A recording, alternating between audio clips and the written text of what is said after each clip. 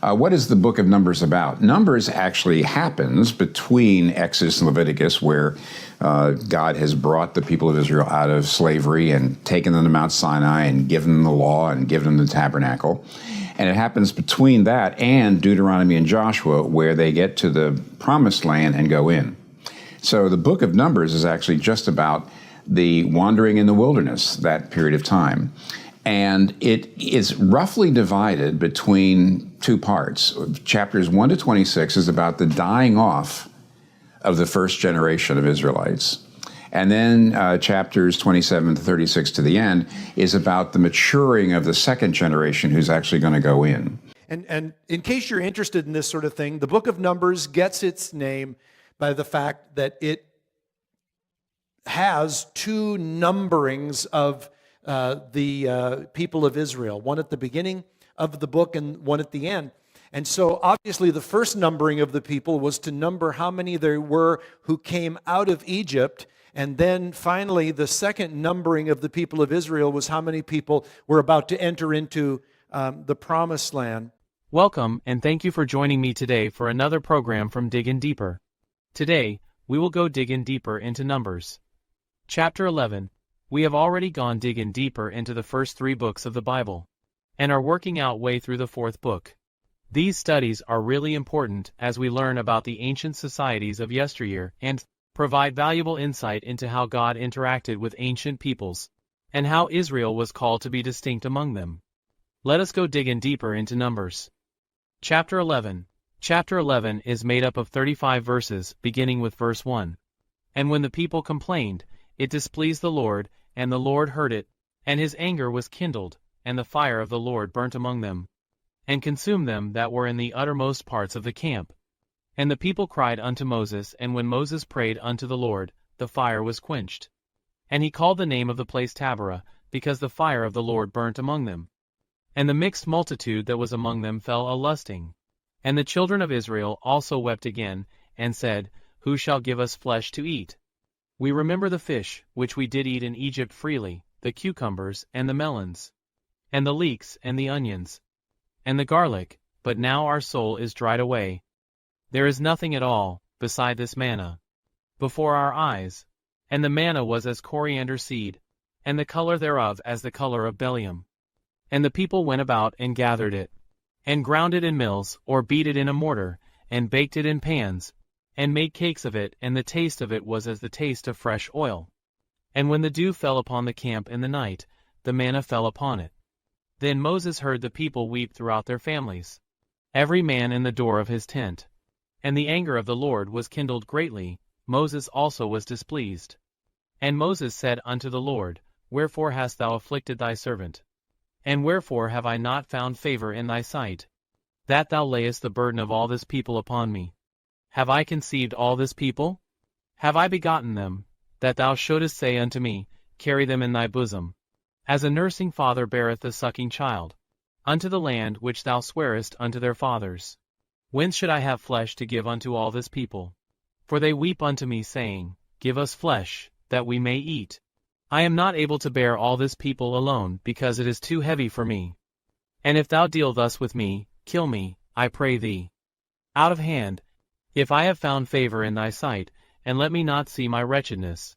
And the Lord said unto Moses, Gather unto me 70 men of the elders of Israel, whom thou knowest to be the elders of the people, and officers over them, and bring them unto the tabernacle of the congregation, that they may stand there with thee.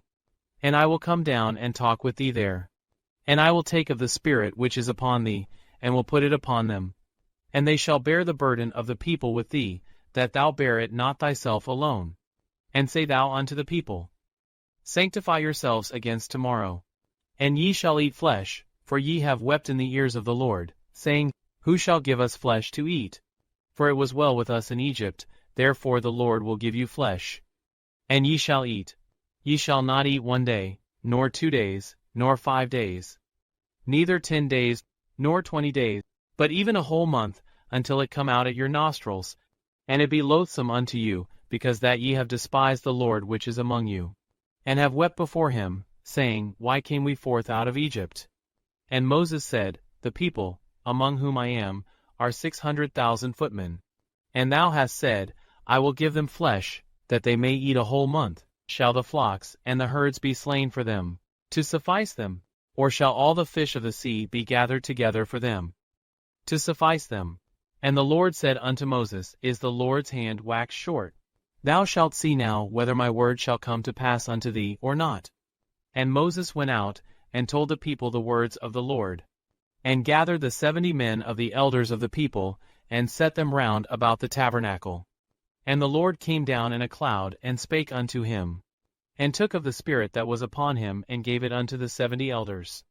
And it came to pass, that when the Spirit rested upon them, they prophesied, and did not cease. But there remained 2 of the men in the camp. The name of the one was Eldad, and the name of the other Medad, and the Spirit rested upon them. And they were of them that were written, but went not out unto the tabernacle. And they prophesied in the camp. And there ran a young man, and told Moses, and said, Eldad and Medad do prophecy in the camp. And Joshua the son of Nun, the servant of Moses, one of his young men, answered, and said, My lord Moses, forbid them. And Moses said unto him, Enviest thou for my sake? Would God that all the Lord's people were prophets, and that the Lord would put his Spirit upon them. And Moses gat him into the camp, he and the elders of Israel. And there went forth a wind from the Lord, and brought quails from the sea, and let them fall by the camp, as it were a day's journey on this side, and as it were a day's journey on the other side, round about the camp, and as it were 2 cubits high upon the face of the earth. And the people stood up all that day, and all that night, and all the next day, and they gathered the quails. He that gathered least gathered 10 homers. And they spread them all abroad for themselves round about the camp. And while the flesh was yet between their teeth, ere it was chewed, the wrath of the Lord was kindled against the people.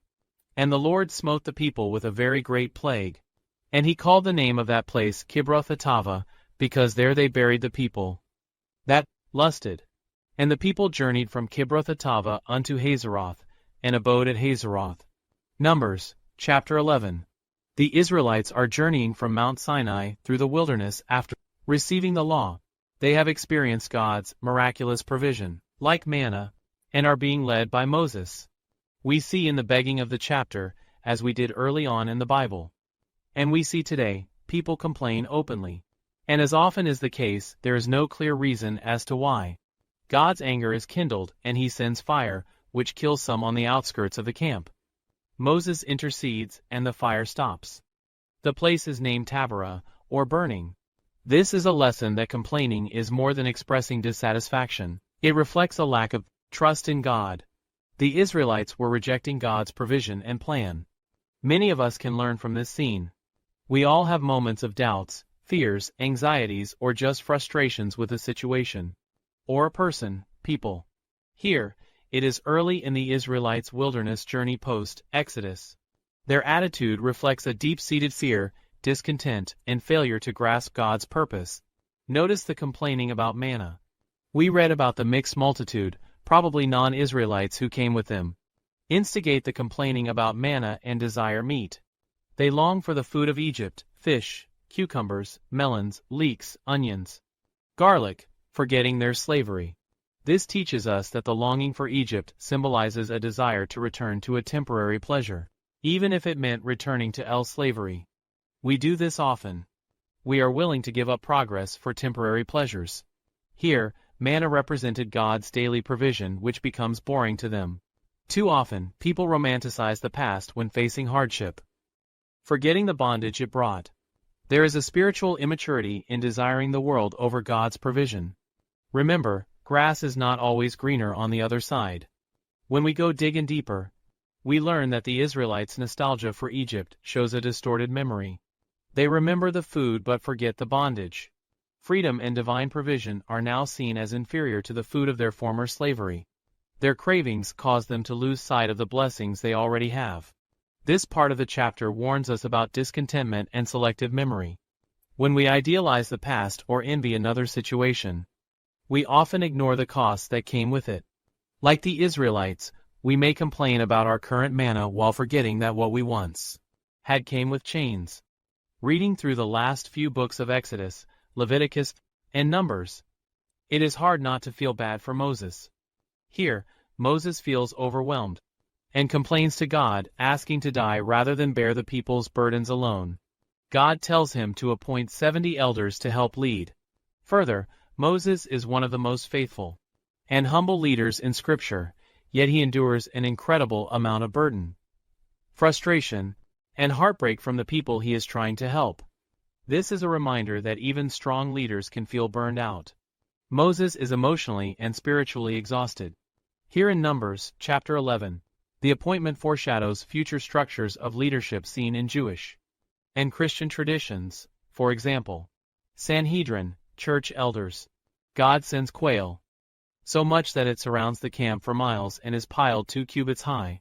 But while the meat is still in their mouths, a plague strikes them. The place is named Kibroth-hattaavah, or the graves of craving. God's provision can become judgment when our desires are sinful.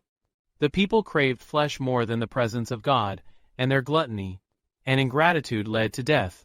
God's anger was not simply about the people wanting meat. The issue ran deeper. It was about ingratitude, cravings, and rejection of God's provision and presence. The people were not starving, they had manna, a miraculous food directly from God. Yet, while fed and provided for, the people were after more than preference. It was disdain for what God provided, treating the miraculous as mundane. In our lives, we must be careful. Be careful what we lust after. Sometimes, God gives what we demand to show the consequences of discontent. Without question, God views things differently, including grumbling. Not because he is harsh, but because it reflects distrust and rebellion. After learning all of this, there is no guessing that Moses was completely overwhelmed. The people's constant complaining and cravings push him to his emotional and spiritual limit. He vents honestly to God. Moses is not dramatic. He feels broken. More times than not, being overwhelmed for too long will cause brokenness. He feels like the burden of the entire nation is falling on him alone. Moses is saying without directly saying, "This is too much for me.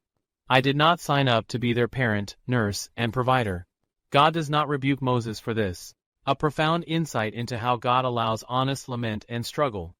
Instead of rebuking Moses, God responds to Moses' exhaustion by sharing the load.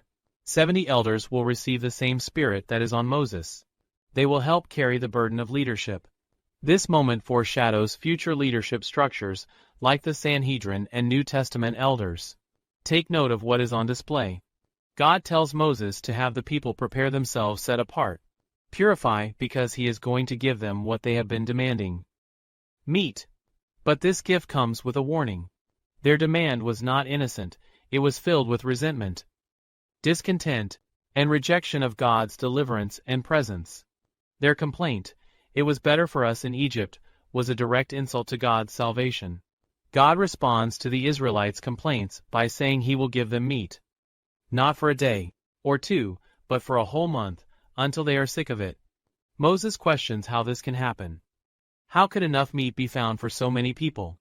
This is a crucial moment, not just about food, but about faith, provision, and consequences. God's power is not limited. Moses is focused on human limitations. How could anyone possibly find that much meat? The people were not just hungry, they were ungrateful. They despised the manna and romanticized their past in Egypt. God gives them what they ask for to expose the true nature of their desires. Giving someone too much of what they wrongly crave can be a form of judgment. They thought they needed meat to be satisfied, not realizing their real need was trust in God. When the quail comes in abundance, many people gorge themselves, and a plague breaks out as a result. We see the people asking for meat. Moses reacts, pointing out the enormity of the demand. He is overwhelmed by the scale of what is being asked. Is the Lord's hand shortened? Reflects Moses' reliance on God to act, even when human logic seems to limit what is possible. Moses gathers 70 elders to share the burden. God takes some of the spirit from Moses and places it on them. So they prophesy. Eldad and Medad, who were not officially with the group, also receive the spirit and prophesy in the camp. Joshua worries and asks Moses to stop them. Joshua was fiercely loyal to Moses, and likely saw these two men prophesying as a challenge to Moses' authority. He thought leadership and prophecy should be restricted to Moses and the officially chosen elders. Joshua assumed the Spirit's work should be controlled or exclusive. But God was showing that His Spirit can fall on anyone He chooses, even outside formal structures or expectations. We see this with some disciples in the New Testament who wanted to stop others casting out demons. In Jesus' name, Joshua thought he was protecting something sacred, but was actually misunderstanding the broader move of God.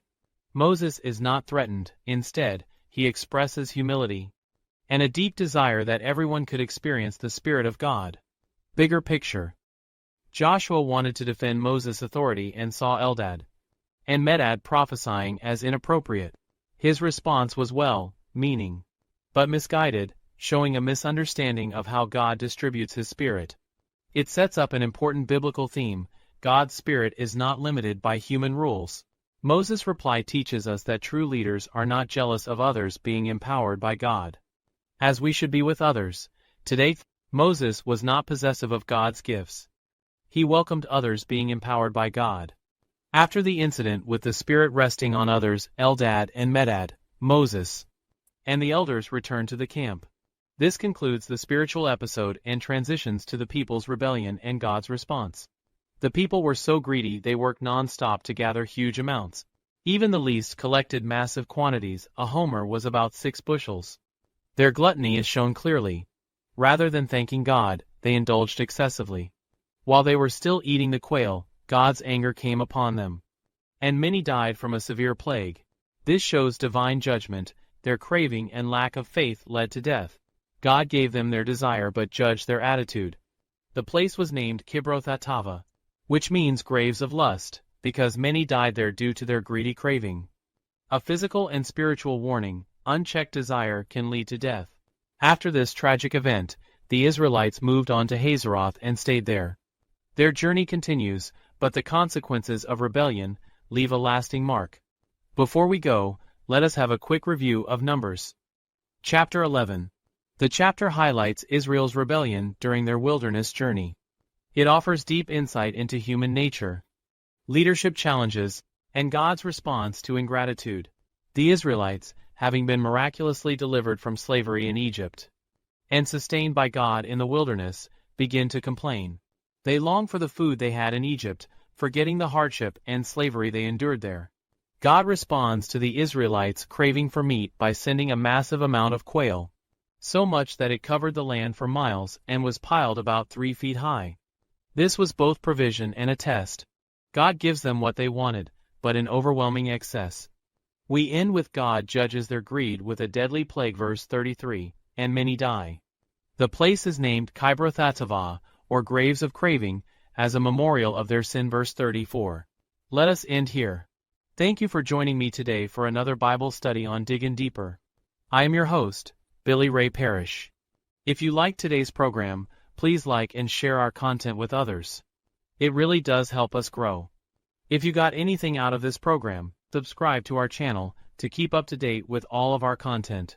Until next time, stay safe and God bless.